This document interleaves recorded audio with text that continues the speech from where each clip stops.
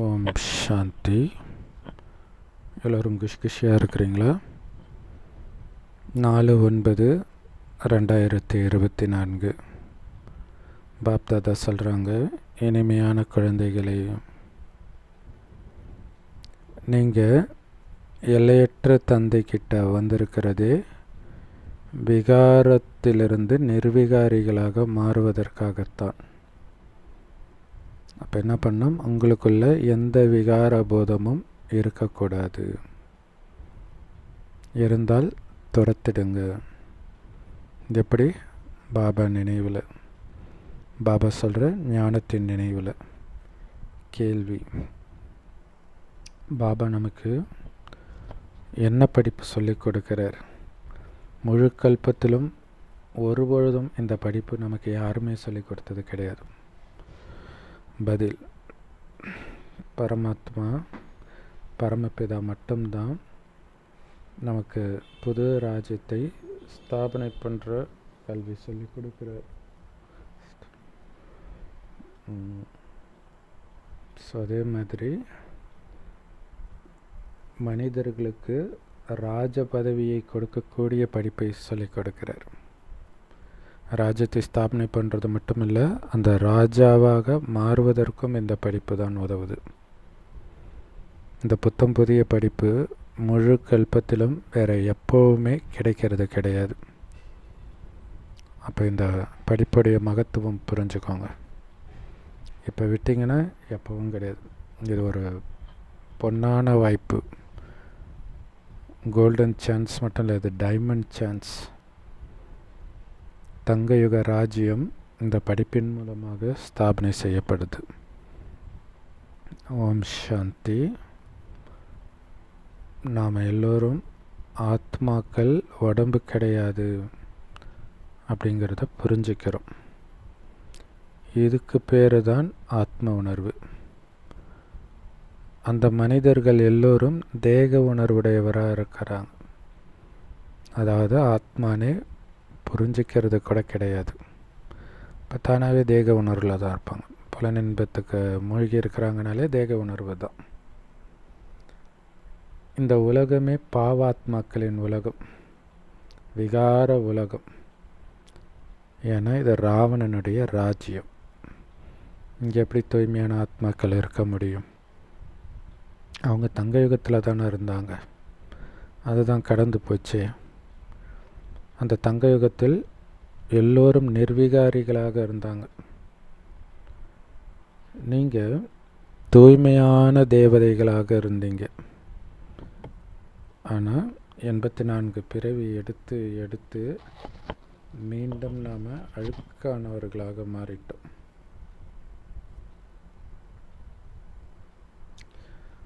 எல்லோரும் 84 பிறவிகள் எடுக்கிறது கிடையாது.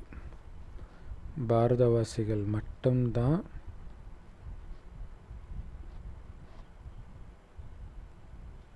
அதுலேயும் எல்லோரும் 84 பிறவி எடுக்கிறது கிடையாது. 82, 83, 84 இந்த மாதிரி அதிக பிறவிகளை எடுக்கிறாங்க. மற்றவர்கள் எல்லாம் 63 பிறவிக்குள்ளே தான் எடுக்கிறாங்க, மற்ற தர்மத்தை சார்ந்தவர்கள். ஆனால் அதே பாரதவாசிகள், தூய்மையாக இருந்த தேவதைகள் இப்போ அழுக்காகி இருக்கிறாங்க. பாரதத்தை மட்டும்தான் அழிவற்ற கண்டம் அப்படின்னு நினைவு செய்யப்படுது. எப்போ பாரதத்தில் லக்ஷ்மி நாராயணனுடைய ராஜ்யம் இருந்ததோ அப்போ அது தூய்மையான புத்தம் புதிய உலகம், புது பாரதம். நவபாரதம் சொல்லுவாங்களே, அப்படின்னா புது பாரதம் அப்படின்னு அர்த்தம். நவபாரதம்னு சொல்கிறாங்க, ஆனால் இப்போ எப்படி அது நவபாரதம்னு சொல்ல முடியும்? சுதந்திரம் அடைஞ்சவொடனே நவபாரதம்னு சொன்னாங்க. ஆனால் காந்தியே சொல்லிட்டார், ஒரு பொண்ணு நடுராத்திரி உடம்பு ஃபுல்லாக நகையோட தனியாக எப்போ நடுரோட்டில் நடந்து போகிறாளோ அப்போ தான் உண்மையான சுதந்திரம்னார். அந்த உண்மையான சுதந்திரம் சொர்க்கத்தில் தான் இருக்கும். யாருக்குள்ளேயும் எந்த விகார உணர்வும் இருக்காது. ஸோ அப்போ தான் அது நவபாரதம், புதிய பாரதம், புதிய உலகம். இப்போ பழைய உலகம். ஸோ ஒரு எம்ஜிஆர் பாட்டு கூட இருக்கும் இல்லையா, புதிய வானம் புதிய பூமி. ஸோ இது எல்லாமே சொர்க்கத்தை குறிக்கிற விஷயம்.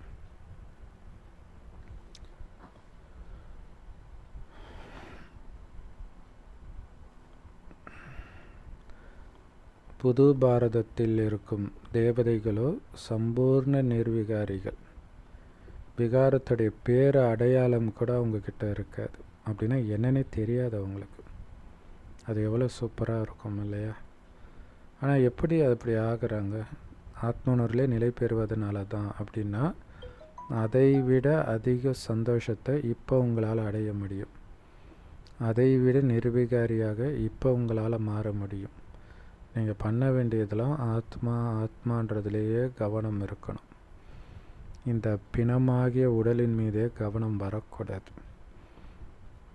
தேவதைகள் 84 பிறவிகள் எடுத்து இப்போ அழுக்காகிட்டாங்க. தூய்மையான அதே தேவதைகள் 84 பிறவி எடுத்த உடனே அழுக்காகிட்டாங்க. எல்லோருக்குள்ளேயும் காமம்ன்ற பூதம், கோபம்ன்ற பூதம், பேராசைன்ற மிக கொடூரமான பூதங்கள் இருக்குது. அதுலேயும் முக்கியமான பூதமே தேக உணர்வு தான். பிறகுதான் மற்ற பூதங்கள் வருது. தேகம் இல்லைன்னா ஏன் வரப்போகுது? இறந்த பிறகு பேய அலையிறாங்களே, ஏன் அலையிறாங்க? அது தேகம் இல்லாட்டினா கூட தேக உணர்வில் தான் இருக்குது. ஆண் உடலிருந்து வெளியேறிய ஆத்மா தன்னை ஆணாகவே நினைக்குது. அதனால் பொண்ணு பின்னாடி சுற்றிக்கிட்டு இருக்கும்.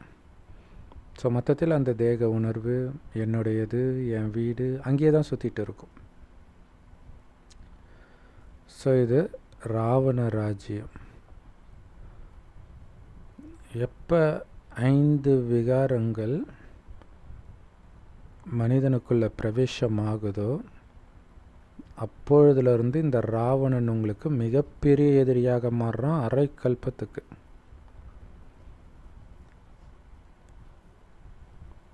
தேவதைகளுக்குள்ள இந்த பூதங்கள் இருக்கவே இருக்காது ஒரு பொழுதும். ஸோ மறுஜன்மம் எடுக்க எடுக்க தான்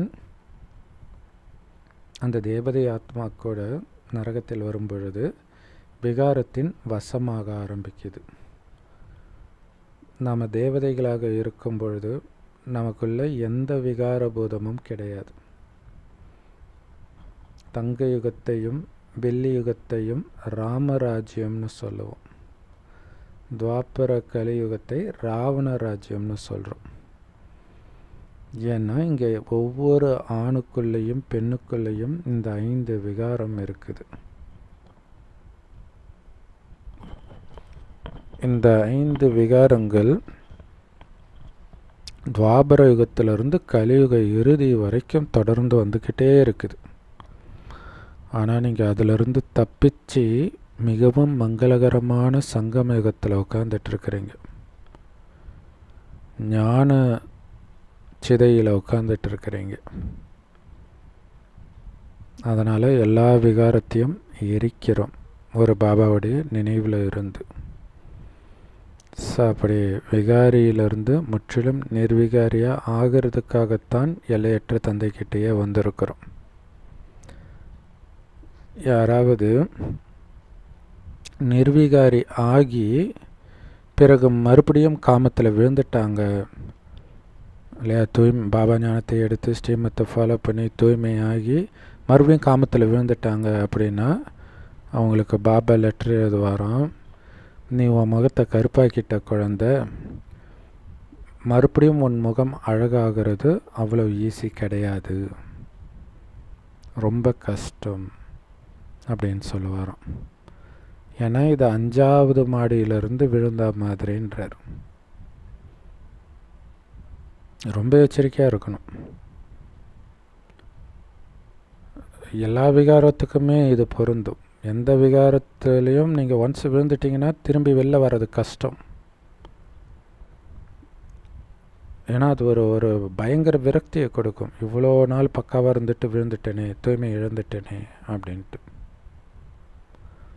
5வது மாடியில் இருந்து விழுந்த எலும்பு இருக்குமா? சுக்குநூறாயிடும் இல்லை? ஸோ அதனால்தான் பாபா குழந்தையாகி ஸ்ரீமத்தை ஃபாலோ பண்ண பிறகு ஒருபொழுதும் காமத்தில் விழணும் அப்படிங்கிற எண்ணம் கூட வரக்கூடாது. ஸோ மனது சின்ன சலனம் கூட வர அனுமதிக்காதீங்க. அனுமதிச்சிட்டிங்கன்னா எப்போ போய் விழுவீங்கன்னே தெரியாது. எலும்புகள் நொறுங்கிடும். கீதையில் காம மகாசத்ருன்னு பகவான் சொல்கிறார்னு சொல்லப்பட்டிருக்குது. பாரதத்துடைய உண்மையான தர்மசாஸ்திரம் இந்த கீதை தான். எல்லா தர்மத்திற்கும் ஒரே ஒரு சாஸ்திரம்தான் இருக்கும், தர்மசாஸ்திரம். ஆனால் பாரதவாசிகள் மட்டும் ஏன் நிறைய தர்மசாஸ்திரம் வச்சிருக்கிறாங்க? அதுக்கு பேர் தான் பக்தி. புது உலகம் சதோ பிரதானமாக தங்க யுகமாக இருக்கும்.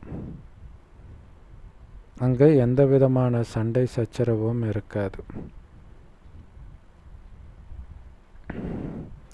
எல்லோருக்கும் நீண்ட ஆயுள் இருக்கும். எல்லோரும் சதாகாலமும் ஆரோக்கியமானவர்களாகவும் செல்வந்தர்களாகவும் இருப்பாங்க.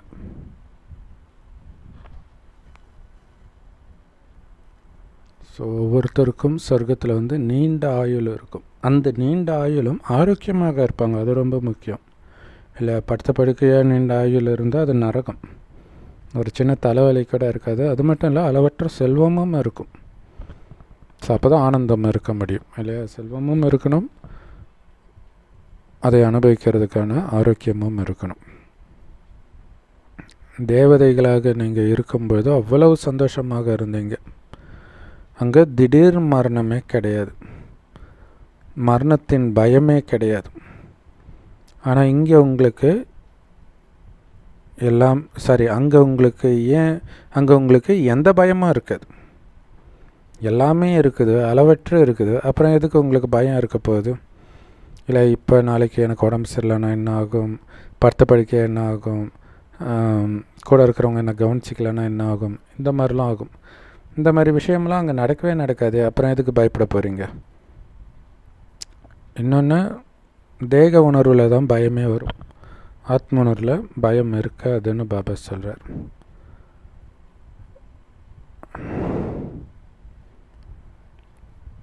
அங்கே திடீர் மரணமே கிடையாது. அதனால் மரணம் பற்றிய பயமும் கிடையாது. ஆத்ம உணர்விலே இருப்பாங்க. ஏன்னா திடீர் மரணம் தான் பயத்தை கொடுக்கும். வயதான பிறகு தானாகவே அந்த மரணத்துக்கு தயாராகிட்டு இருப்பாங்க. வயதானவர்கள்லாம் பார்த்திங்கன்னா அதை பற்றி பேசிக்கிட்டே இருப்பாங்க. எப்பயுமே நான் போகிறதுக்கு தயாராக இருக்கேன் அப்படின்னு சொல்லுவாங்க. சொர்க்கத்தில் எல்லாமே இருக்கும். உங்களுக்கு ஆரோக்கியம் இருக்கும், செல்வம் இருக்கும், சந்தோஷம் இருக்கும், எல்லாம் அளவற்று இருக்கும். ஆனால் இந்த நரகத்தில் எதுவுமே கிடையாது. சந்தோஷம் கிடையாது, ஆரோக்கியம் கிடையாது. உடம்பில் ஏதோ ஒரு நோய் இருந்துக்கிட்டே இருக்குது. ஒன்று போனால் ஒரு நோய் வருதுன்னு சொல்லுவாங்க, அந்த மாதிரி இருக்குது. இது எல்லையற்ற துக்கம் நிரம்பிய உலகம். சொர்க்கமோ எல்லையற்ற சுகம் நிரம்பிய உலகம். எல்லையற்ற தந்தை துக்கம் நிரம்பிய உலகத்தையே படைப்பார்? கண்டிப்பாக படைக்க மாட்டார். சுகம் நிரம்பிய உலகத்தை தான் படைப்பார். ராவணன் சுகம் நிரம்பிய உலகத்தை கடவுள் படைக்கிறாரு, அதுதான் சொர்க்கம்னு சொல்கிறோம். அது முடிந்தவுடன் ராவண ராஜ்யம் வந்த பிறகுத்தான் உங்களுக்கு துக்கமும் அசாந்தியும் அனுபவமாகுது. ஆனால் தங்க யுகத்தில் வெறும் சந்தோஷம்தான் அனுபவமாகும். ஏன்னா அது சந்தோஷத்தின் உலகம். இந்த இரும்பு யுகமோ துக்கத்தின் உலகம். அதனால இது பேரே துக்கதாமம். ஸோ காமத்தில் ஈடுபடுறாங்க அப்படின்னா ஒருவரை ஒருவர் காமவாளால் வெட்டி வீழ்த்துறாங்கன்னு அர்த்தம்ன்றார். அப்படி சூப்பராக சொல்கிறார் பார்த்தீங்களா? ஏன்னா ஒருத்தன் இறக்குறான்னா என்ன அர்த்தம்? அவனுடைய அனைத்தையும் இழக்கிறான்னு அர்த்தம் இல்லையா? அவனோட அப்பா அம்மா, அவனுடைய சொத்து, அவனுடைய உடல் எல்லாத்தையும் இழந்து அடுத்த ஜென்மத்துக்கு போனான் அவன். அதே மாதிரி தான் நீங்கள் காமத்தில் ஈடுபடுறீங்க அப்படின்னா உங்களுடைய இது அனைத்தையும் ஆத்மாவில் சேமிப்பார் இருக்கிற எல்லாம் இழந்துக்கிட்டே இருக்கிறீங்க. அப்போ அது கொலை பண்ணுறதுக்கு சமம் தானே? எவ்வளோ சூப்பரான பாயிண்ட் இல்லையா? ஸோ அதனால தான் பாபா எப்போவுமே காமத்தில் ஈடுவது காம வாளால் ஒருவரை ஒருவர் வெட்டி வீழ்த்துவதற்கு சமம்னு சொல்கிறார். மனிதர்கள் சொல்கிறாங்க, ஏன்னா பெரும்பாலும் ஒரு மனிதனுக்கு கர்ம கணக்கே கணவனாலேயோ மனைவினாலோ தான் உருவாகுது. குழந்தைனால உருவானாலும் அதுவும் மனைவி அல்லது கணவன் மூலமாக தானே பிறக்குது. மனிதர்கள் சொல்கிறாங்க காமத்தை படைத்ததே கடவுள் தானே அப்படின்ட்டு. ஆனால் நமக்கு தெரியும் அதை ஒன்றும் கடவுள் படைக்கலை, ராவணன் படைக்கிறான். கடவுள் சொர்க்கத்தை படைத்தார், காமமில்லாத பரிசுத்தமான உலகத்தை படைத்தார். அதனால தான் பரிசுத்தமான ஆண்டவரேன்னு தானே சொல்கிறாங்க கிறிஸ்தவ மதத்தில் கூட. ஸோ காமம் இல்லாமல் பிறந்ததுனால தானே இயேசுவுக்கு மகிமை. அப்போ இயேசு கடவுளுடைய படைப்பு, கடவுளுடைய மகன்னா, இப்போ கடவுளுடைய பிள்ளைகள் நாமன்னா அவரை மாதிரி நாம் பரிசுத்தமாக தானே இருக்கணும். கடவுள் அந்த பரிசுத்தமான சொர்க்கத்தை படைக்கிறார். அங்கே காமவாலே யாரும் பயன்படுத்த மாட்டாங்க. கடவுள் ஒன்றும் சுகதுக்கம் ரெண்டுத்தையும் கொடுப்பவர் கிடையாது. சுகத்தை மட்டும்தான் அவர் கொடுக்கிறார், துக்கத்தை ராவணன் கொடுக்கிறான். ஒரு நல்ல லௌகீக தந்தை கூட குழந்தைக்கு துக்கம் கொடுக்க மாட்டார். அப்படி இருக்கும்போது இவர் எல்லையற்ற தந்தை, அன்பின் கடல். இவர் எப்படி குழந்தைங்களுக்கு துக்கத்தை கொடுப்பார்? துக்கத்தை கொடுக்கக்கூடிய காமத்தை படைப்பார். அவர் சொல்கிறாரு, நான் உங்களுக்கு சுகத்தின் ஆஸ்தியைத்தான் கொடுத்தேன். பிறகு அரை கல்பத்திற்கு பிறகு ராவணன் உங்களை சபிச்சிட்டான். பாபா கொடுக்கறது வரம், ராவணன் தான் உங்களுக்கு சாபத்தை கொடுக்குறான். பாபா கொடுத்த வரத்தின் காரணமாகத்தான் சொர்க்கத்தில் அளவற்ற சந்தோஷம், அளவற்ற செல்வம் நிரம்பியவர்களாக நீங்கள் இருப்பீங்க. எவ்வளவு வைடூரியங்கள் அந்த ஒரு சோமநாதர் ஆலயத்திலே இருக்குது, நரகத்தில் கட்டப்பட்ட ஆலயத்திலே. அப்போ சொர்க்கத்தில் எப்படி இருக்கும், எவ்வளோ நிரம்பி வழிஞ்சிருக்கும் பாரதம்னு யோசிச்சு பாருங்க. ஆனால் இன்றைக்கி அனைத்தையும் இழந்து இருக்குது பாரதம். ஸோ மலைகள் எல்லாம் சரியுது, பூமி உள்வாங்குது அப்படின்னாலே என்ன அர்த்தம்? உள்ளே இருக்கக்கூடிய செல்வங்கள் எல்லாம் போயிடுச்சு, காலி ஆயிடுச்சு. தங்க யுகம் 100% நிரம்பி வழிந்தது. இந்த இரும்பு யுகத்தில் 100% காலி ஆயிடுச்சு. இது ஏற்கனவே நிச்சயிக்கப்பட்ட நாடகம். இப்போ இரும்பு யுகத்தில் இருக்கிறோம். ஆத்மாவில் கலப்படமான காரணத்தினால ஆத்மா முற்றிலும் தம பிரதானமாக ஆயிடுச்சு இல்லையா? எந்த கலப்படமும் இல்லாத பொழுது அது சொக்க தங்கம் அல்லது வைரம்னு சொல்லலாம். எப்போ இந்த தேக உணர்வுகளான காமம்ன்ற அழுக்கு, கோபம்ன்ற அழுக்கு, பற்றுன்ற அழுக்கு, பேராசை, அகங்காரன்ற அழுக்கு சேர சேர அது தம பிரதானமாக ஆயிடுது. அதனால் எவ்வளவு துக்கம் இருக்குது பாருங்கள். இந்த ஏரோப்ளேன் எல்லாம் கடந்த 100 வருடத்தில் உருவான மனிதனின் கண்டுபிடிப்புகள் தான். இதுதான் மாயையின் பகட்டு. ஸோ மனிதர்கள் என்ன நினச்சிக்கிறாங்க? சயின்ஸு மூலமாக சொர்க்கம் படைக்கப்படுதுன்னு நினச்சிக்கிறாங்க. இது ராவணனுடைய சொர்க்கம். மனிதர்கள் ராவணனுடைய பகட்டை, மாயையின் பகட்டைத்தான் இந்த இரும்பு யுகத்தில் பார்க்குறாங்க. அதனால தான் எல்லாத்தையும் விடுங்கன்னு சொன்னால் யாரும் வர்றதில்லை. ஒரிஜினல் சொர்க்கம் வரப்போகுதுன்னு சொன்னால் யாரும் நம்மக்கிட்ட வர்றது கிடையாது. இன்னும் இப்போயே சொர்க்கமாக தானே இருக்குது. ஒரு பக்கம் உலகழிவெல்லாம் பார்த்தா கூட சுகபோகமாக ஏசி ரூமில் இருக்கிறாங்க, காரில் போகிறாங்க, நல்லா தானே இருக்கிறோம் அப்படின்னு நினச்சிக்கிறாங்க. நடுவில் கொரோனாலாம் வந்து ஒரு பாடுபடுத்தினா கூட மறந்துடுறாங்க. நல்ல மாளிகை இருக்குது, கார் இருக்குது, பங்களா இருக்குது, இப்படி நினச்சிக்கிறாங்க. பாபா சொல்கிறாரு, லக்ஷ்மி நாராயணன் ராஜ்யம் இருந்த அந்த தங்க யுகம்தான் உண்மையான சொர்க்கம். அங்கே துக்கத்துடைய பேரடையாளமே இருக்காது. இங்கே துக்கத்துடைய பேரடையாளம் இல்லாமலாம் இருக்குது. திரும்புகிற பக்கமெல்லாம் துக்கம்தான். ஏன்னா இப்போ ஒன்றும் லக்ஷ்மி நாராயணனுடைய ராஜ்யம் கிடையாது.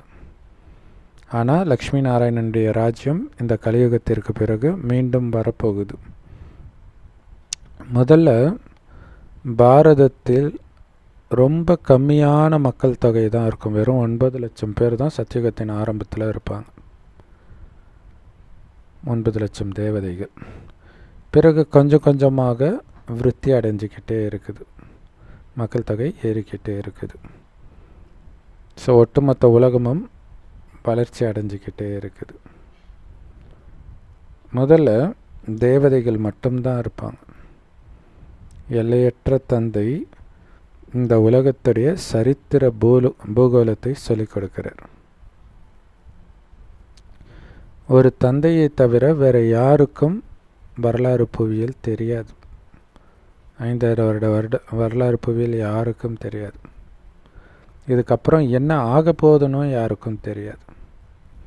இதெல்லாம் தெரிந்ததுனால தான் பாபாவை ஞானக்கடல் அப்படின்னு சொல்கிறோம். எந்த பாபாவை? அனைத்து ஆத்மாக்களின் தந்தையை. ஸோ அந்த ஒரு தந்தையுடைய குழந்தைகள் அனைத்து ஆத்மாக்களும் அப்படின்னா அனைத்து ஆத்மாக்களும் ஒருவருக்கொருவர் சகோதரர்கள். பரந்தாமத்தில் வெறும் ஆத்மா தானே இருக்கும். அப்போ சகோதரர்களாக அங்கே இருப்போம். பிறகு இந்த பூமியில் உடல் எடுக்கும் பொழுது தான் சகோதர சகோதரிகளாக ஆகிறோம்.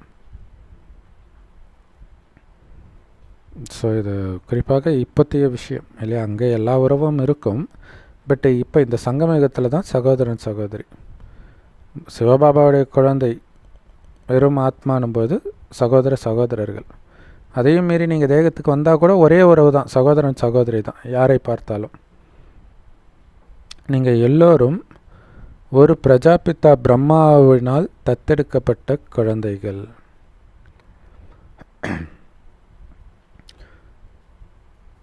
ஆனால் பிரம்மா தத்தெடுப்பதற்கு முன்பே அனைத்து ஆத்மாக்களும் கடவுளுடைய குழந்தைகள் தான். அந்த கடவுளைத்தான் பரமபிதான் சொல்கிறோம். அவருடைய பேர் சிவன். பாபா சொல்கிறாரு, எனக்கு சிவன்ற ஒரு பேர் தான் இருக்குது. ஆனால் பக்தி மார்க்கத்தில் எத்தனை கோயில் கட்டுறாங்களோ அத்தனை பேர் எனக்கு வச்சுட்டாங்க. அதுதான் பக்தி மார்க்கத்தின் விஸ்தாரம்னு சொல்கிறது. அதை படிப்புன்னு சொல்ல முடியாது. அதில் எந்த ஞானமும் கிடையாது, எந்த லட்சியமும் கிடையாது. இந்த கோயிலுக்கு போவாங்க, அந்த கோயிலுக்கு போவாங்க, இந்த ஸ்டேட்டு போவாங்க, அந்த ஸ்டேட்டு போவாங்க, எதுக்கு போகிறோன்னே தெரியாது. அது எல்லாமே கீழே வர்றதுக்கான வழி இந்த பக்தி. கீழே இறங்க இறங்க நீங்கள் தம பிரதானமாகறீங்க. நீங்கள் ஒவ்வொருத்தரும் சதோ பிரதானமாகணும்.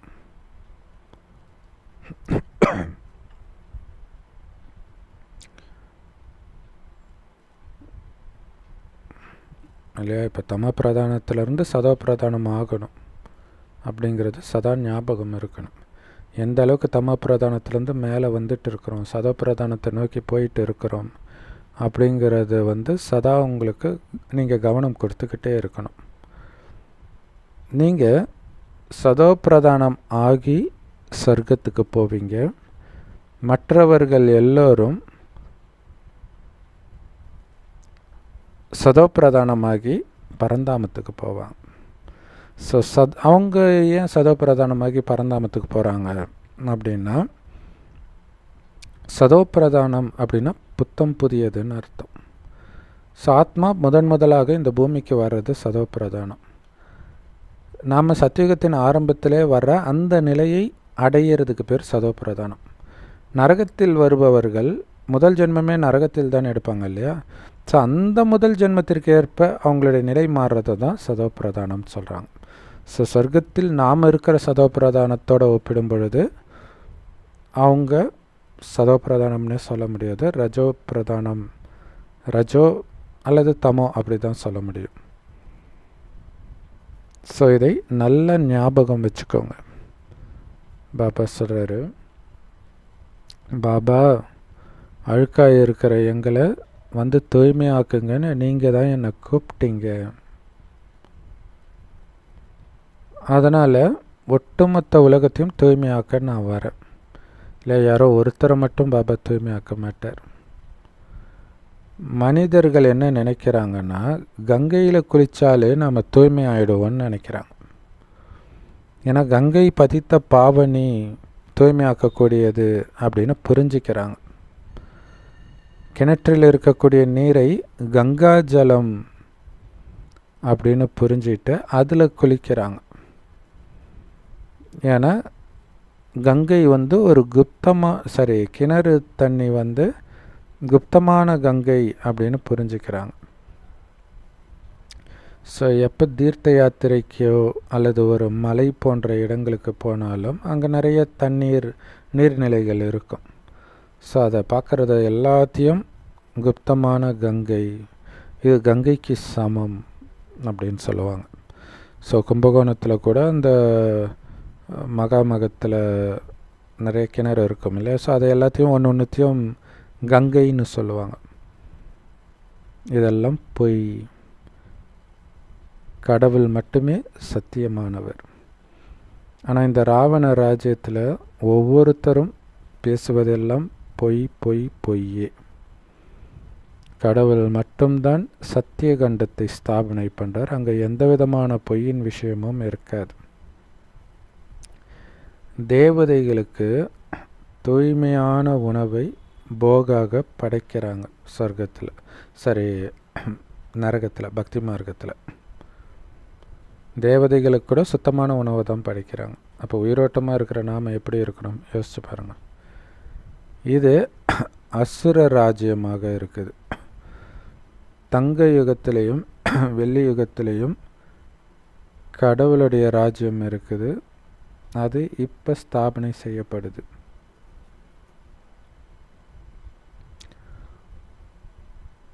ஸோ தேவதைகளுக்கு தூய்மையான உணவு படைக்கப்படுது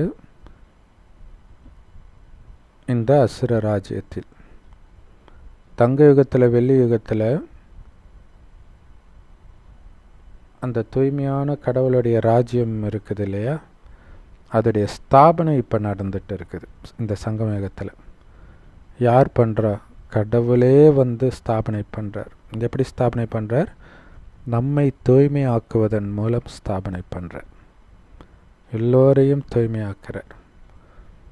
எந்த அளவுக்கு தூய்மை ஆக்குறாருன்னா, விகாரம்னா என்னன்னே தெரியாத ஒரு மனநிலைக்கு அழைச்சிட்டு வர்றார். ஸோ அதுக்கு என்னை நினைவு செய்யுங்கன்னு ஃபஸ்ட்டு சொல்கிறார். அலட்சியமாக இருந்தோம் அப்படின்னா கொஞ்சம் கொஞ்சமாக துக்கம் வரும்போது வேறு வழி இல்லாமல் அவரை நினச்சி தூய்மையாயிடும். ஏன்னா அவரை நினைக்கலனாலே உங்களால் துக்கத்தை தாங்க முடியாது. அந்த நிலை வரும் கடைசியில். அப்போ தண்டனை அனுபவிக்கிறீங்கல்ல, தண்டனை அனுபவித்த பிறகு அவரை பிடிக்கிறீங்க. அதுக்கு முன்னாடியே பிடிக்கிறது தானே புத்திசாலித்தனம். அதுக்கு முன்னாடியே அவரை மட்டும் பிடிச்சிட்டு இருந்தீங்கன்னா சதா ஆனந்தமாக இருப்பீங்க. பாருங்க, தேவதைகளுக்கு எந்த விகாரமும் இருக்காது. ராஜாராணி மட்டும் இல்லை, பிரஜைகள் கூட ராஜாராணிக்கு ஈக்குவலாக தூய்மையாக இருப்பாங்க சொர்க்கத்தில். ஆனால் இங்கே பாருங்கள், எல்லாருமே பாவம் நிரம்பியவராக, காமம் நிரம்பியவராக, கோபம் நிரம்பியவராக இருக்கிறாங்க. ஸோ இதெல்லாம் கொஞ்சம் கூட இல்லாத அந்த புது உலகத்தை தான் சொர்க்கம்னு சொல்கிறோம். இந்த காமம், விகாரம், கோபம் இதெல்லாம் நிரம்பிய இந்த உலகத்தை நரகம்னு சொல்கிறோம். ஒரு தந்தையை தவிர யாருமே இந்த நரகத்தை சொர்க்கமாக மாற்ற முடியாது. இன்னும் வேணால் நரகமாக மாற்றுவாங்க. இங்கே எல்லோருமே நரகத்தின் அழுக்கான நிவாசிகளாக இருக்கிறாங்க, நரகவாசிகளாக இருக்கிறாங்க. தங்க யுகத்தில் எல்லோரும் தூய்மையாக இருப்பாங்க. அங்கே யாருமே நாங்கள் அழுக்கிலிருந்து தூய்மை ஆகிறதுக்காக கங்கையில் குளிக்க போகிறோம், பாவத்தை கழுவ போகிறோம் அப்படின்னு சொல்லவே மாட்டாங்க. இது பல வகை தர்மங்களின் மனித சிருஷ்டி மரம். இதன் விதையாக இருப்பவர் சுயம் பகவான். அந்த படைப்பவர் தான் இந்த படைப்பை படைக்கிறார். முதல்ல அவர் தேவதைகளை படைக்கிறார். தேவதைகள் வளர்ச்சி அடையத்தான் பிறகு இத்தனை தர்மங்கள் வருது. ஆரம்பத்தில் ஒரே தர்மம், ஒரே ராஜ்யம் இருக்கும். அதனால் அங்கே சுகத்தை தவிர எதுவுமே இருக்காது. இல்லை, எப்போ நிறைய வழிகள் வருதோ அப்போ தான் துக்கமே வரும். ஒரே ஒரு ராஜ்யம் இருந்தால் துக்கமே இருக்காது. அதுவும் சுகத்தை கொடுக்கக்கூடிய ராஜ்யம் அது ரொம்ப முக்கியமான விஷயம். ஆனால் இன்றைக்கி மனிதர்கள், மதங்கள், அவங்க மதம் மட்டும் இருக்கணும், மற்றதையெல்லாம் அழிக்கணும் அப்படின்னு நினைக்கிறாங்க. ஸோ அதுக்கு காரணம் என்ன அப்படின்னா, இன்னொரு நம்பிக்கை இருக்கும்பொழுது அவங்க நிம்மதியாக இருக்க முடியாது. சரி, அப்படி அழிச்சிட்டா கூட அவங்க நிம்மதியாக இருக்க முடியுமானா அப்பயும் இருக்க முடியாது. இல்லை, நிறைய நாடுகள் ஒரே மதத்தில் மட்டுமே இருக்கிற நாடுகளிலே அடிச்சிக்கிறாங்க. ஏன்னா சுகம் நிரம்பிய தர்மம் ஆதிசநாதன தேவி தேவதா தர்மம் மட்டுமே. அங்கே தான் ஒரே மொழி, ஒரே வழி, ஒரே ராஜ்யம். அதனால் அங்கே சந்தோஷத்தை தவிர எதுவும் கிடையாது. திரும்புகிற பக்கமெல்லாம் சந்தோஷம். மனிதர்கள் இன்றைக்கி உலகத்தில் அமைதி வேணும் அப்படின்னு ஆசைப்படுறாங்க. ஆனால் அந்த அமைதியை உண்மையில் நீங்கள் தான் அமைதியை ஸ்தாபனை பண்ணுறீங்க. காரணம் என்ன? அமைதியை கெடுக்கிற மற்ற தர்மங்கள் எல்லாம் அழிக்கப்பட்டுவிடும். நாம் அமைதியான தர்மத்தை ஸ்தாபனை பண்ணுறோம். அமைதியை கெடுப்பவர்கள் எல்லாம் அழிக்கப்படுவார்கள். ஸோ பிறகு சொர்க்கத்தில் ரொம்ப கம்மியான பேர், 9 லட்சம் பேர் தான் இருப்பாங்க. மீண்டும் இந்த சக்கரம் தொடரும். இப்போ நீங்கள் கலியுகத்தின் இறுதிக்கும் சத்தியுகத்தின் தொடக்கத்திற்கும் இடைப்பட்ட மிக மங்களகரமான சங்கம யுகத்தில் இருக்கிறீங்க. இதுதான் நன்மை செய்யக்கூடிய மிக உயர்ந்த சங்கம யுகம்னு சொல்லப்படுது. ஏன்னா இங்கே தான் சொர்க்கமே ஸ்தாபனை செய்யப்படுது கலியுகத்திற்கு பிறகு. இந்த சங்கம யுகத்தில் படித்து இதோடைய பலனைத்தான் நீங்கள் தங்க யுகத்தில் போய் அனுபவிக்கிறீங்க. ஸோ இங்கே படிப்பதே எதற்கு? தூய்மை ஆகிறதுக்கு. எந்த அளவுக்கு படித்து நீங்கள் தூய்மை ஆகுறீங்களோ, பாபாவை நினைத்து தூய்மையாகி அதற்கேற்ப நிறைய ஞானத்தையும் தாரணை பண்ணுறீங்களோ, பண்ணவும் வைக்கிறீங்களோ, அந்த அளவுக்கு உயர்ந்த பதவி அடைவீங்க. உலகத்தில் எந்த மூலையிலும் இந்த மாதிரி படிப்பை உங்களால் பார்க்கவே முடியாது. ஸோ இந்த படிப்பின் சந்தோஷத்தை புது உலகத்தில் போய் அனுபவிப்பீங்க. ஸோ இப்போ பாபாவுடைய நினைவில் இருக்கிறதுனால உங்களுக்கு சந்தோஷம் கிடைக்கும். அது நீங்கள் மட்டும் அனுபவிக்கிறது. உலகத்தில் மற்றவங்களாம் துக்கம்தான் அனுபவிச்சுட்டு இருக்கிறாங்க. ஆனால் ஒட்டுமொத்த உலகமே சந்தோஷமாக இருக்கிறது சொர்க்கத்தில் தான். அங்கே நீங்கள் பாபாவை நினைக்க தேவையில்லை. ஏன்னா அங்கே சுற்றி நிஜமாகவே சந்தோஷம்தான் இருக்கும். ஏதாவது பூதம் உங்களுக்குள்ளே இருந்துச்சுன்னா கண்டிப்பாக அதுக்கு தண்டனை கிடைக்கும். பிறகு பதவியும் குறைஞ்சிடும். அதனால தான் பூதத்தை பாபா நினைவிலிருந்து இருக்கிற இடம் தெரியாமல் எரிச்சிடுங்கன்ற. யார் தானும் சம்பூர்ணமாகி மற்றவர்களையும் சம்பூர்ணம் ஆக்கிறதுக்கான இந்த ஞானத்தை கொடுக்குறாங்களோ அவங்களுக்குத்தான் உயர்ந்த பதவி கிடைக்கும். நிறைய பிரம்மகுமாரி சென்டர்கள் திறக்கப்படுது. லட்சக்கணக்கான சென்டர்கள் திறக்கப்படும் முழு உலகத்திலும். ஸோ இப்போ உலகத்தில் எல்லா இடத்துலையுமே இருக்குது இல்லையா? பெரும்பாலும் இருக்குது. ஏதாவது குட்டி குட்டி தீவில் வேணால் இல்லாமல் இருக்கலாம். நீங்கள் தூய்மையாகணும். பாவாத்மாக்களிலிருந்து புண்ணிய ஆத்மாக்களாக, தூய்மையான ஆத்மாக்களாக நீங்கள் ஆகணும். அதுக்கு முழுக்க முழுக்க பாபா நினைவில் இருந்து தெய்வீக குணத்தை வளர்த்துக்கணும். அதுதான் உங்களுடைய லட்சியம். சும்மா வரல பிரம்மகுமாரி சென்டருக்கு. இந்த உயர்ந்த லட்சியத்தோடு வரும். லக்ஷ்மி நாராயணன் ஆகணுன்ற லட்சியத்தோடு, மகாலட்சுமி திருமணம் செய்யணுன்ற லட்சியத்தோடு வரும். சிவபாபா தான் நமக்கு இந்த ஞானத்தை சொல்லிக் கொடுக்கிறார். அவர் தான் ஞான கடலாகவும் சுகக்கடலாகவும் இருக்கிறார். அந்த தந்தை தான் உங்களுக்கு இந்த ஞானத்தை கொடுக்கிறார். ஸோ பிரம்மா உங்களுக்கு சொல்லிக் கொடுக்கல. அது ரொம்ப முக்கியமான விஷயம். பிரம்மாவனம் ஞானக்கடலோ சுகக்கடலோ கிடையாது. அப்போ நமக்கு இந்த ஞானத்தை கேட்டு அதன்படி நடப்பதினால் ஆனந்தம் வருது அப்படின்னாலே அதுக்கு சொந்தக்காரர் யார்? சிவபாபா. ஸோ அதை ஞாபகம் வச்சுக்கணும். உங்களுக்கு பிரம்மா உடல் மூலமாக இந்த ஞானத்தை கொடுப்பவர் உடலற்ற சிவத்தந்தை. அதனால் உடலற்ற அந்த சிவத்தந்தையின் மீது தான் உங்களுடைய கவனம் செல்லணும். ஏன்னா அவர் தான் இவர் மூலமாக இந்த ஞானத்தை கொடுக்கிறார். மற்றபடி பிரம்மா சிவபாபா வருவதற்கான ஒரு ரதம் மட்டுமே, கடவுளின் ரதம். அதனால் அதை பாக்கியசாலி ரதம், பாக்கிய ரதம் அப்படின்னு சொல்லலாம். ஸோ அது மட்டும் இல்லை, அவர் இந்த ஞானத்தை கொடுத்து உங்களை பல கோடி மடங்கு பாக்கியசாலியாக மாற்றுறார். நீங்களும் பல கோடி மடங்கு பணக்காரர்களாக ஆகிறீங்க. ஒரு பொழுதும் உங்களுக்கு நோய்வாய்ப்படாது.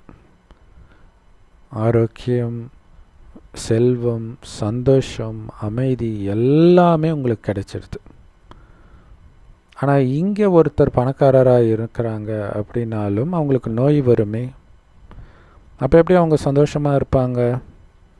இல்லையா? பெரிய பெரிய பிரபலங்களும் நோய் இறக்குற, கொடூரமாக இறக்குறதெல்லாம் பார்க்குறோம். ஒரு நடிகர் எண்ணூறு தோழன் படத்தில் நடித்தவர்னு நினைக்கிறேன், பாபு. திடீர்னு ஏதோ ஒரு ஃபைட் சீனில் எங்கேயோ விழுந்து அப்படியே படுத்த படுக்கை ஆனவர் தான். பல வருடம், ஒரு 5-10 வருஷம் அப்படியே படுத்த படுக்கையில் இருந்து அப்படியே மெலிஞ்சு போய் லட்சக்கணக்கில் செலவு ஆகிட்டே இருக்குது. பார்த்துக்க யாருமே இல்லாமல் கடைசியில் இறந்தார். அவ்வளோ அழகாக இருப்பார். அப்போ கடைசியில் இறக்கும்போது பார்த்தா கொடூரமாக இருந்தார். ஸோ அப்போ எப்படி இங்கே சந்தோஷம் கிடைக்கும்? எவ்வளோ பெரிய பணக்காரங்களாக இருந்தாலும். பணக்கார வீட்டில் கூட வயதானவர்கள் இருக்கிறாங்க அப்படின்னா அவங்கள பாருங்களாம், அந்த முகத்தில் ஒரு சந்தோஷம் இருக்காது. ஒரு 2-3 தலைமுறைக்கு முன்னாடி கூட சந்தோஷம் இருக்கும், இப்போ இருக்காது. ஸோ இங்கே பணமே இருந்தாலும் நோய் இருக்குல்ல, எப்படி சந்தோஷமாக இருக்க முடியும்? அதனால் அந்த சந்தோஷம் உங்களுக்கு இருக்காது. ஏதோ ஒரு துக்கம் அனுபவிச்சுட்டே தான் இருக்கிறீங்க. அதை சொர்க்கத்தைத்தான் நம்ம சுகதாமம்னு சொல்ல முடியும். அங்கே தான் சதா ஆனந்தம் இருக்கும். இந்த லக்ஷ்மி நாராயணனுக்கு அப்படிப்பட்ட சுகமான ராஜ்யத்தை கொடுத்தது யாருன்னு யாருக்குமே தெரியாது. ஸோ பாரதத்தில்தான் அந்த லக்ஷ்மி நாராயணனுடைய ராஜ்யம் இருந்தது. ஒட்டுமொத்த உலகத்தின் எஜமானர்களாக இருந்தாங்க. எந்த விதமான பிரிவினையும் கிடையாது. இப்போ பாருங்கள், இந்தியா பாகிஸ்தானை பிரிஞ்சது, பங்களாதேஷை பிரிஞ்சது, ஸ்டேட்டுக்கு ஸ்டேட்டை அடிச்சிக்கிறாங்க. எத்தனை பிரிவினை, அங்கே எதுவுமே இருக்காது. இங்கே ஏன் இவ்வளவு பிரிவினைகள்? அதுதான் ராவண ராஜ்யம். எத்தனை துண்டு துண்டாக ஆகி இருக்குது. இல்லை, நாட்டையும் பிரிக்கிறாங்க, அப்புறம் மதத்தினால பிரிக்கிறாங்க. அந்த மதத்துக்குள்ளேயே பல பிரிவுகள், அடிச்சிக்கிறாங்க, சண்டை போட்டுக்கிறாங்க. ஸோ பிரிவினையற்ற தேவதைகளின் ராஜ்யம் ஒட்டுமொத்த பாரதத்தில் இருந்தது. அங்கே அவங்க எவ்வளவு புத்திசாலிகளாக இருப்பாங்கன்னா, அவங்களுக்கு புத்திமதி சொல்கிறதுக்கு எந்த ஆலோசகர்களும் மந்திரிகளும் இருக்க மாட்டாங்க. ஆனால் இங்கே பாருங்க, மந்திரிகள் தான் இருக்கிறாங்க. எத்தனை மந்திரிகள்? ஏன்னா மனிதர்கள் புத்தியற்றவர்களாக ஆகிட்டாங்க.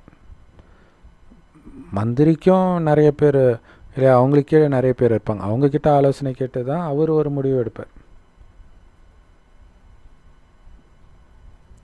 ஸோ இங்கே இருக்கக்கூடிய மந்திரிகளும் தமோ பிரதானமாக அழுக்கானவர்களாக ஆகிட்டாங்க. அழுக்கானவர்கள் அழுக்கானவர்களைத்தான் ஈர்ப்பார்கள். ஸோ அவங்க ஏழ்மை நிரம்பியவர்களாக, கடனாளிகளாக ஆகிறாங்க.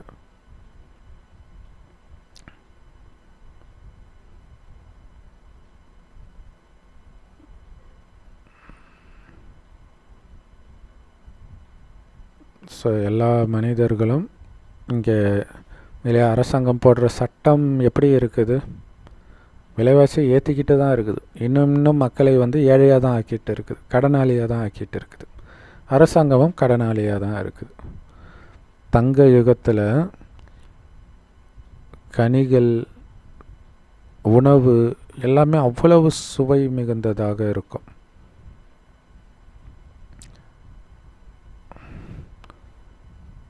நீங்கள் அங்கே போய், அதாவது டிரான்ஸில் போகிறாங்க இல்லையா, சொர்க்கத்தின் காட்சி, அதை அனுபவம் செஞ்சுட்டு திரும்பி வரீங்க. அதே மாதிரி நீங்கள் சூக்ஷ்மவதனத்துக்கும் போகிறீங்க, சொர்க்கத்துக்கும் போகிறீங்க. ஸோ இப்போ மட்டும்தான் 3 உலகத்தையும் ரவுண்ட் அடிச்சுக்கிட்டே இருக்கிறோம். பரந்தாமம், சூக்ஷ்மலோகம், சொர்க்கம். கலியுகத்திலே உங்கள் புத்தி இருக்கக்கூடாதுன்றார். எப்படி இந்த உலக சக்கரம் சுத்துதுன்றதை பாபா புரிய வைக்கிறார். ஆரம்பத்தில் பாரதத்தில் ஒரே ஒரு தேவதா தர்மம் மட்டும்தான் இருக்கும், எந்த தர்மமும் இருக்காது. பிறகு காப்பர் யுகத்தில் ராவணனுடைய ராஜ்யம் தொடங்குது. ராவணனாலே 10 தலைனா என்ன அர்த்தம்? 10 வழி, அதாவது பல வழி. வெட்ட வெட்ட வெட்ட வெட்ட ஒரு தலை அங்கே வந்துக்கிட்டே இருக்கும்.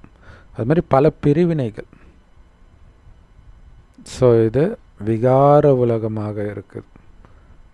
ஸோ அந்த பல பிரிவினைகள் ஒரு பக்கம், இன்னொரு பக்கம் மனிதனுக்குள்ள பல வீண் எண்ணங்கள், எதிர்மறை எண்ணங்கள் வந்துக்கிட்டே இருக்குது. இப்போ நீங்கள் தூய்மையாகிறீங்க, நிர்விகார தேவதைகளாக ஆகிடுவீங்க. இது பள்ளிக்கூடம். பகவானுடைய மகா வாக்கியம், நான் குழந்தைகளுக்கு ராஜயோகத்தை கற்றுக் கொடுக்கிறேன். நீங்கள் இந்த லக்ஷ்மி நாராயணனாக எதிர்காலத்தில் ஆவீங்க. நீங்கள் ராஜ்யத்தை அடையிறதுக்காக வேறு எங்கேயுமே படிக்க முடியாது. அப்படி ஏதாவது ஒரு ஸ்கூல் இருக்குதா ராஜகல்வி கற்றுக் கொடுக்க? இல்லையா? அதுவும் எப்படி, அதாவது சொர்க்கத்தில் ராஜாவுக்கு ஸ்கூல் இருக்கும், ஆனால் பிரஜை ராஜா ஆகிறதுக்கான ஸ்கூல் இங்கே தான் இருக்குது. முழு கல்பத்திலும் வேறு எங்கேயுமே கிடையாது. ஸோ இப்போ ராஜயோகத்தை கற்றுக்கிறோம், எதிர்காலத்தில் ராஜாவாக ஆகிடுவீங்க. அதுக்கு சுயம் தந்தையே நடத்தி உங்களுக்கு புது உலக ராஜ்யத்தை கொடுக்கிறார். ஸோ சிவபாபாவை மட்டும்தான் சுப்ரீம் தந்தை, சுப்ரீம் ஆசிரியர், சுப்ரீம் சத்குரு, அதாவது மிக உயர்ந்த சுப்ரீம்னா. ஸோ அப்படி உயர்ந்த அப்பா டீச்சர் சத்குருவாக இருக்கிறார். ஸோ அப்பானாலே கண்டிப்பாக அவர்கிட்ட இருந்து நாம் ஆஸ்தி அடைவோம் தானே.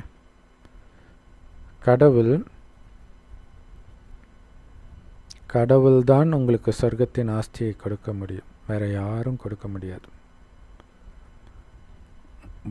வருடம் இந்த ராவணனை எரிக்கிறாங்க இல்லையா, அவன்தான் பாரதத்தின் நம்பர் 1 எதிரியாக இருக்கிறான். ராவணன் உங்களை அவ்வளவு மோசமான ஒரு அசுரனாக, அரக்கனாக மாற்றிடுறான் இல்லையா. ராவணன் உள்ளே பூந்துடுச்சுன்னா எது தப்பு எது ரைட்டுன்னே தெரியாது. தண்ணி அடித்தா எது வேணாலும் பண்ணுவான்றாங்களே, அந்த மாதிரி தான். ஏன்னா இந்த விகாரத்தை அது அதிகரிக்கும், அவ்வளோதான் இல்லையா. அப்போ அந்த விகாரம் தான் உங்களை மிருகமாக மாற்றுது. காமம் தலைக்கேறிடுச்சுன்னா என்ன பண்ணுறோன்னே தெரியாது. கள்ள தொடர்பு, பாலியல் பலாத்காரம், பெரிய கொலையே பண்ணாங்களே டாக்டர், லேடி டாக்டர் கல்கத்தாவில். ஸோ அந்த மாதிரி மாற்றிடுது இந்த ராவணன். அவனுடைய ராஜ்யம் 2500 வருடம் தொடர்ந்து நடந்திருக்குது. ஸோ இப்போ அவன்கிட்ட இருந்து நாம் விடுதலை அடைய வைக்கிறதுக்கு பாபா சொல்கிறாரு, நான் உங்களை சொர்க்கத்தின் எஜமானராக்குறேன். இதுதான் பைபிளில் பாலாரும் தேனாரும் ஓடக்கூடிய இடத்தை நான் கொடுக்கிறேன்ட்டு எகிப்தில் உள்ள அடிமைகளுக்கு சொல்லப்பட்டதாக காட்டப்பட்டிருக்கும். இலங்கையிலேருந்து ஒரு சீதை மிக்கிற மாதிரி எகிப்திலிருந்து அடிமைகளை மட்டும் மிக்கிற மாதிரி காட்டியிருக்கிறாங்க. ஆனால் இது எல்லாமே ராவண ராஜ்யத்தில் அடிமையாக இருக்கிற நம் ஒவ்வொருவருக்கும் பொருந்தும். ஆனால் அடிமையாக இருக்கிறோன்றதை உணர்ந்து வந்திருக்கிறது பாபான்னு உணரும் பொழுது தான் நாம் அவர் பின்னாடி போகிறோம். ஆனால் ராவணன் உங்களை துக்கதாமத்துக்கு அழைச்சிட்டு போனான், பாபா தான் சுகதாமத்துக்கு அழைச்சிட்டு போகிறார். உங்களுடைய ஆயுளும் துக்கதாமத்துக்கு வர வர குறைஞ்சிக்கிட்டே வருது. சொர்க்கத்தில் 150 வருடம் இருந்த ஆயுள் அப்படியே குறைஞ்சி இப்போ சராசரி ஆயுளே 40 வருடம் ஆயிடுச்சு இல்லையா? அவ்வளோ இறப்பு விகிதம் அதிகமாயிட்டே இருக்குது. திடீர் மரணம்ன்றார். 1969க்கு முன்னாடி வந்த சாக்கார் முரளி இது. அப்போ இப்போ படிக்கும்போது கரெக்டாக இருக்குது பாருங்கள், டக்குன்னே இறக்குறாங்க. ஸோ இதில் இன்னொன்று என்னென்னா, பாபா நமக்கு இஷாரா கொடுக்குறாருன்னு சொல்லுவாங்க. ஸோ இஷாரா கொடுக்குறாருன்னா ஒரு செய்கை தான், சிக்னல் தான். நீங்கள் கப்புன்னு அதை பிடிச்சிக்கணும். ஏன் எதுக்குன்னெலாம் கேட்டுட்டு இருந்தால் மாட்டிக்குவீங்க இல்லையா? பாபா சொல்கிறார் காமத்தை விடுங்கன்ட்டு. விட்டுட்டிங்கன்னா இந்த கள்ளத்தொடர்பு இந்த மாதிரி லொட்டு லொசுக்கில் இருந்தெல்லாம் தப்பிச்சிட்டிங்க. ஏன்னா இன்றைக்கி கொலைகள் ஃபுல்லாக அதனால தான் நடக்குது. அடுத்தது கறிமீனெல்லாம் விட சொல்கிறார். எத்தனை பேர் முதல்ல சிக்கன் ஷவர்மா சாப்பிட்டு இறந்தாங்க, மீன் சாப்பிட்டு இறந்தாங்க, இதோ இப்போ மட்டன் சாப்பிட்டும் இறந்துருக்குறாங்க. அதுவும் ஹோட்டலில் கிடையாது, அவங்க வீட்டில் சமைச்சதை சாப்பிட்டே. எல்லாம் ஷாக் ஆகிட்டாங்க. ஸோ அப்போ பாபா சொல்கிறத கண்ணை மூடிட்டு ஃபாலோ பண்ணால் இன்னும் பூண்டு வெங்காயம் சாப்பிட்டு எத்தனை பேர் இறக்க போகிறாங்க தெரில. ஸோ பாபா சொல்கிறார் பாருங்களா, திடீர் மரணம், இன்னும் நிறைய நோய்கள் வெளிப்பட்டுக்கிட்டே இருக்குன்றார். ஏற்கனவே கொரோனா ஒரு வழி பண்ணிடுச்சு, இன்னும் என்ன வரப்போதோ தெரியாது. ஆனால் இந்த மாதிரி கவலை எல்லாம் சொர்க்கத்தில் இருக்காது. ஏன்னா அது பேரே சொர்க்கம், சுகம் நிரம்பிய உலகம். மனிதர்கள் தங்களை இந்துக்கள்னு சொல்லிக்கிறாங்க, ஏன்னா அழுக்காகிட்டாங்க இல்லையா? அதனால் அவங்கள தேவதைகள்னு இப்போ சொல்லிக்க முடியாது. பாபா இந்த பிரம்மாவின் ரதத்தின் மூலமாக உங்களுக்கு புரிய வைக்கிறார். இந்த பிரம்மாவின் ஆத்மாவுக்கு பக்கத்தில் உட்காந்து உங்களுக்கு சொல்லிக் கொடுக்கிறார் பூர்வ மத்தியில். ஸோ அதனால தான் நெத்தியிலிருந்து முருகன் பிறந்தார்னு சொன்னதோடைய அர்த்தம், அந்த நெத்தியிலிருந்து தானே ஞானத்தை கொடுக்கிறாரு, அதை கேட்டு தானே நாம் பிறக்கிறோம். ஸோ உங்களுக்கு மட்டும் இல்லை, இந்த பிரம்மாவும் சேர்ந்து தான் படிக்கிறார். பிரம்மா உட்பட நம்ம எல்லோருமே மாணவர்கள் தான், ஆசிரியர் ஒரு சிவத்தந்தை மட்டுமே. ஸோ எல்லோருக்கும் பாபா ஞானத்தை இப்போ சொல்லிக் கொடுக்குறாரு. மீண்டும் 5000 வருடம் கழிச்சுத்தான் இந்த ஞானத்தை கொடுப்பார். ஸோ இப்போவே எவ்வளவு முடியுமோ அவ்வளவு ஞானத்தை எடுத்துக்கணும். ஐயோ இன்னொரு தடவை சான்ஸ் கிடச்சா பரவாயில்லையே அப்படின்னா கிடைக்காது, 5000 வருஷம் கழிச்சு தான் கிடைக்கும். அந்த நேரமும் இப்போ என்ன பண்ணீங்களோ அதே தான் பண்ணுவீங்க. ஸோ அப்போ எவ்வளோ எச்சரிக்கையாக இருக்கணும் யோசிச்சு பாருங்கள். இந்த ஞானமும் இந்த படிப்பும் மறைஞ்சிடும், அவ்வளோதான். ஸோ அது மறைகிறதுக்குள்ளே ஞானத்தை நல்லா தாரணை பண்ணிடணும், குணங்களாக மாற்றிடணும், ஆழமாக அந்த யோக பலத்தை அதிகரிக்கணும். ரொம்ப முக்கியம். எந்த விகாரமும் உங்கள் மனசை கொஞ்சம் கூட சஞ்சலப்படுத்தக்கூடாது, மனம் கொஞ்சம் கூட ஆடவோ அசைவோ கூடாது, அந்த மாதிரி ஆகணும். ஸோ இந்த ஞானத்தை படித்துத்தான் நீங்கள் தேவதை ஆனீங்க. 2500 வருடத்திற்கான சொர்க்கத்தின் ஆஸ்தியை, சுக ஆஸ்தியை அடைஞ்சிங்க. பிறகு ராவணனுடைய சாபம் வந்தது, துக்கத்தை அனுபவிச்சிங்க. பாருங்க பாரதம் எவ்வளவு துக்கமாக இருக்குது, துக்க தாமமாக இருக்குது. ஆனால் தான் மனிதர்கள் பதித்த பாவனா வா வந்து எங்களை தூய்மையாக்குன்னு கூப்பிட்றாங்க. பாபா சொல்கிறார், நீங்கள் துக்கம் அடைஞ்சதுக்கு முக்கியமான காரணமே விகாரம்தான் அப்படின்னா, இப்போ அந்த துக்கத்திலேருந்து விடுபடணும்னா உங்களுக்குள்ளே எந்த விகாரமும் இருக்கக்கூடாது. என் நினைவில் இருந்து இருந்து யோக பலத்தை அதிகரிச்சுக்கிட்டே இருங்க, என்னை மட்டும் நினைவு செஞ்சுக்கிட்டே இருங்க, விகாரத்தை வென்று விடுவீர்கள். வெளி உலக விஷயத்தை பார்த்து கேட்டுட்டு இருந்தீங்கன்னா மீண்டும் மீண்டும் விகாரம் தான் ஆழமாக உட்காந்துக்கும். ஆனாலும் இது அரைக்கல்பத்து வியாதி. இந்த விகார வியாதி அவ்வளோ சீக்கிரம் போயிடாது. உலகியல் படிப்பில் கூட ஒழுங்காக படிக்காதவங்க ஃபெயில் ஆகிடுவாங்க. அதே மாதிரி இந்த படிப்பிலும் ரொம்ப கவனம் கொடுக்கலன்னா ஃபெயில் ஆகிடுவீங்க, விகாரத்தை வெல்ல மாட்டீங்க. யார் முற்றிலும் விகாரத்தை வென்று மதிப்போடு பாஸ் ஆகுறாங்களோ அவங்களுக்கு தான் உயர்ந்த பதவின்ற ஸ்காலர்ஷிப் கிடைக்கும். அங்கேயும் அப்படி தானே, நல்லா படித்து பாஸ் ஆகிறவங்களுக்கு தான் ஸ்காலர்ஷிப் கிடைக்கும். உங்களிலும் யார் தூய்மை ஆகிறாங்களோ, நல்ல தூய்மை ஆகிறாங்களோ, மற்றவர்களையும் தூய்மை ஆக்குறாங்களோ அவங்களுக்கு தான் இந்த பரிசு கிடைக்கிது. இது மதிப்போடு தேர்ச்சி அடைகிற 8 பேருடைய மாலை, வெற்றி ரத்தின மாலை. அதிலேயே குடும்பத்தில் இருப்பவர்கள் வர முடியும் அப்படின்னு பாபா நேற்று சொல்லியிருக்கிறார். ஏன்னா சென்டரில் இருப்பவர்களை விட குடும்பத்தில் இருப்பவர்கள் அதிகமாக நினைக்கிறாங்கன்னு பாபா சொல்லியிருக்கிறார். ஸோ அப்போ நினைவுக்கேற்ற ஊதியம் தானே. ஸோ அடுத்தது 108 மணி மாலையும் இருக்குது. ஸோ அதைத்தான் மனிதர்கள் ஜபம் பண்ணுறதுக்கு உருட்டிட்டு இருக்கிறாங்க எல்லா மதத்துலேயுமே. ஆனால் அதோடைய முக்கியத்துவம் என்ன, அதோடைய அர்த்தம் என்ன, யார் அந்த 108 மணி மாலை எதை குறிக்குதுன்னே யாருக்கும் தெரியாது.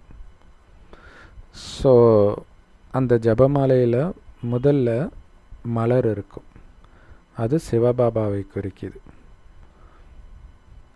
பிறகு ஜோடி மணிகளாக இருக்கும், ஏன்னா கணவன் மனைவி இருவரும் தூய்மையாக இருக்கிறாங்க. அவங்க தூய்மையாக இருக்கிறாங்க, அதனால் அவங்கள சொர்க்கவாசிகள் அப்படின்னு சொல்லப்படுது.